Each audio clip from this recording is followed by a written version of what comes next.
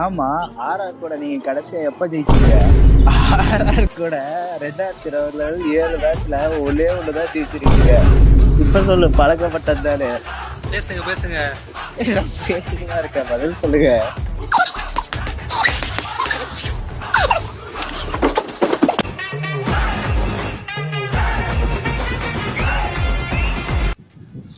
நான் பவுடர் எடுத்துட்டு வரேன்டா, ஒரு நிமிஷம். ஏய், இன்னைக்கு மட்டும் 3 கேட்ச் டிராப்டா.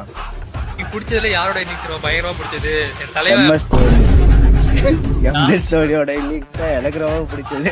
சேஃப் கார்டு ஆயிட்டாரு அவரு கேஷுவலா. இன்னைக்கு நம்ம வந்து இது ஒரு 3 பிளேயர்ஸ் நல்லா ஆடினாங்க, அது நம்ம வந்து இதா எடுத்துக்கலாம், ஒரு டேக் அவேவா எடுத்துட்டு அடுத்த மேட்ச்ல வந்து நம்ம மிஸ்டேக் பண்ணதெல்லாம் சரி பண்ணி ஆடலாம், அவ்வளவுதான். இது வைபவ் சூர்யா வந்துச்சு போயிட்டான். ஒரே ஆளு அதான் ஃபியர்லெஸ்ஸா ஆடுறான்டா. அவனை வந்து நம்ம கம்ப்ளைண்டே பண்ண முடியாதுடா. என்ன சும்மா சொல்லிக்கலாம் 14 வயசு 13 வயசுன்னு. ஆனா பார்த்தா நம்ம டீமோட பிரைம் பவுலரே போட்டு அந்த அடிக்கிறான்.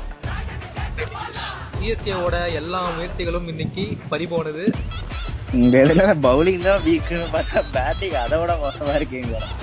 பேட்டிங் வந்து இம்மெச்சூரிட்டி இருக்கு, வீக் இல்லப்பா, மெச்சூரிட்டி இல்லாம ஆடணும். தயவு செஞ்சு ஒத்துக்கோங்க, தயவு செஞ்சு ஒத்துக்கோங்க. டேய், அவன் கிட்ட அடி வாங்கி தோத்துக்கிறோம். அவன் 1000 பேசுவான், கேட்டுதான் ஆகணும். இல்ல ப்ராமிசிங் இருக்க மாட்டான். அப்ராஸ் கான் ஷாட்ஸ் நல்லா இருக்கு, நல்லா அக்ரெசிவா விளையாடுறான். ஏதா அவனுக்கு ஏதாவது ஆங்கர் இஷ்யூ ஏதாவது இருக்கான்னு தெரியல. அது ஒரு மாதிரி எல்லா பாலும் அடிக்கணும் அடிப்பான்னு சொல்லிட்டு ஒரு மாதிரி அவனை ஸ்ட்ரெஸ் பண்ணிக்கிறான். நீ விட்டுற கொஞ்ச நேரம் ஃப்ரீயா விட்டு கூட ஆடுறான்ற மாதிரிதான் இருக்கு.